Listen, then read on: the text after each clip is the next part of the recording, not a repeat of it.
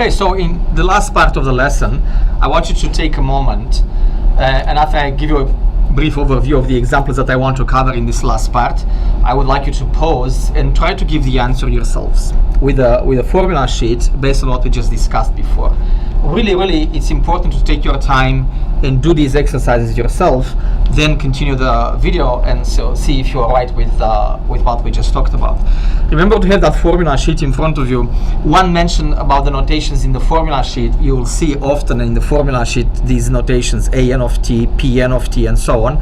These are standard notations for polynomials of degree n. So for example, let's say one entry in the table is, I don't know, 3t minus 1. So this basically is like p1 of t, right? So polynomial of degree 1, right? So they just mentioned that only in one column, basically, if you have a polynomial of a certain degree, that means your guess in the particular solution, your format should be of a polynomial of the same degree. I mean, you will see on the left side of the column says Pn of t, then maybe on the right hand side, yp should be an of t. So that means the same type of polynomial with coefficients to be determined. So in this particular case, I give you two different set of equations, right? So on the left side, you have this generic ODE with this left hand side, like before, and various choices for the non-homogeneous term, f of t. Here we have a different left side, a different homogeneous part of the equation, and then various choices for f of t. Then based on what we just discussed, the idea is to predict the correct format for the particular solution according to the method of undetermined coefficients. So pause for a moment, take some time, 10 minutes, 12 minutes, however much you need, and try to fill in the columns and then check to see if the answer is correct. So presumably you did that already. Let's look at what we have in the first entry here, t squared plus cosine of t. So two things to keep in mind. We always do the homogeneous part first to make sure we don't do any duplication. Because if we have any duplication, we're going to multiply by the extra t or t squared. The second thing to keep in mind, remember, whether you have a single cosine or sine, you need a combination of both in the particular solution. And the last thing to keep in mind is that you need the most general form of your particular solution. So if you have t squared here, that means you need a full polynomial of degree 2. You cannot assume it's just a t squared. You need a full polynomial of degree 2 in the particular solution. So that means the particular solution should be a polynomial of degree 2 to match t squared, and then a combination of sine and cosine to match cosine of t. So you can see the problem can be quite tedious quickly. I mean, obviously, I won't ask you to do this by hand, because that means you need to compute 5 constants already, a, b, c, d, and e. But that is the correct prediction. If you try to solve this equation with Maple, I'm going to actually post some Maple files on Blackboard. You will see that indeed the particular solution looks just that complicated, right? I mean, full degree, full second degree polynomial, full combination cosine and sine. Moving on, and oh, by the way, notice there is no duplication, right? I mean, none of these terms duplicate the homogeneous part, so I don't have to worry about any extra t or t squared. Second example, combination sine and cosine. So you need the combination for that, a sine of t, b cosine of t. Then e to the 3t, we need a constant e to the 3t. No problem with the duplication. E to the 3t is not going to duplicate. You need to have either e to the t or e to the 2t for the duplication. So you're all good with this situation. Now let's pay attention to the third example here. Normally by the table you will have a e to the 2t to match the first constant here, and a combination cosine and sine. However, a e to the 2t duplicates the homogeneous part. So to eliminate the duplication, that component needs an extra t. So the correct prediction is going to be a t to the 2t, b cosine of t, plus c sine of t. Another tricky example here, when you look at this combination, notice you have two different combinations, sine and cosine. If you look at the table from left and right, the omega, when you look at the combination a sine of omega t, b sine of omega t, the omega is preserved from left and right. So that means different omegas mean different combinations. What you have hidden here is two combinations basically of sine and cosine. Because you have coefficient 1 for t and then coefficient 2 for t in the other sine of 2t. So I need a full combination sine and cosine for the first pair, and another combination sine of 2t cosine of 2t. Again, just because I don't have cosine of 2t, EF cosine of 2t. I should have said A, B, C, D, but doesn't matter. Doesn't matter how you call the constants anyway. So full combination sine 2t cosine 2t, full combination sine and cosine for sine of t minus cosine of t. So let's move on to the other set of the equations here. What do we have here? We have a combination sine and cosine 2t, an exponential and a constant. So normally you have A cosine of 2t, B sine of 2t, constant e to the t, plus another constant by itself to match 3. But let's pay attention. Remember the duplicating part. Here the homogeneous part of the equation happens to be in terms of cosine 2t, sine of 2t. If you solve the homogeneous part, you get purely imaginary complex roots. So a constant cosine 2t, a constant sine of 2t are in the homogeneous part. Both of these will duplicate the homogeneous part.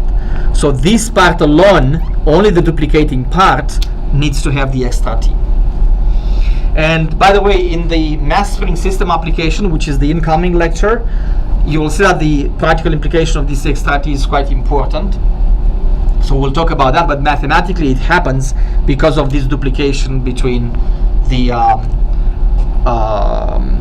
particular solution, the non-homogeneous part, and the homogeneous part of the solution. So post-automotive is not clear. This is duplicating YH, so therefore that's why we need the extra t. Moving on, no duplication here, but let's see, we need a combination sine and cosine, so A sine of t plus B cosine of t.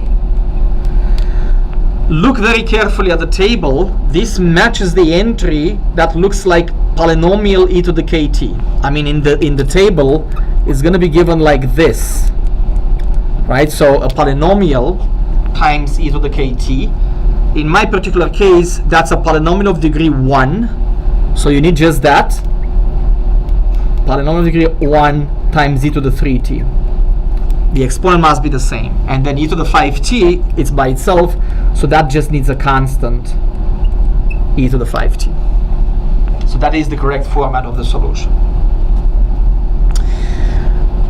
Another tricky part here, remember we have sine of 3t, cosine of 2t. We need two full combinations for both, with the mention that the combination for sine of 2t, cosine 2t will be times t because it duplicates the homogeneous part. So this is actually quite large. Let's see if we can fit it here. Combination sine and cosine, so A sine 3t, B cosine of 3t. The next combination will duplicate the homogeneous part, so we're going to multiply it by t. C sine of 2t, D cosine of 2t. Then t squared plus 5, by the way, can be taken as a single polynomial of degree 2. You don't have to take a separate notation for the constant and for t squared. That together is a polynomial of degree 2, so you need just that in the particular solution. Let's see, with the letter element e, so that's e t squared plus ft plus g. That'll be a pain to do it by hand, right? So we have 1, 2, 3, 4, 5, 6, 7 constant. It'll be a 7 by 7 system. Obviously, we're not going to do that by hand.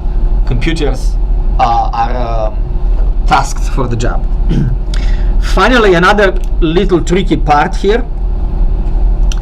You have t cosine of t, 5 sine of t. There's no need to take two full combinations for both because it's the same omega. You can think of this as a single combination, but with polynomial coefficients. So pause for a moment and understand what I'm talking about here. The first one has a polynomial of degree 1, t times 1 plus 0, and although the second sine of t has a constant, you can think of it as a polynomial, like 0 times t plus 5. I mean, you can elevate that constant to match the same format on the left side, so that you don't have to take two different constants. So in other words, this entry in the table will be in that form: polynomial of degree n cosine, polynomial of degree, or another polynomial of degree n sine of t. Right?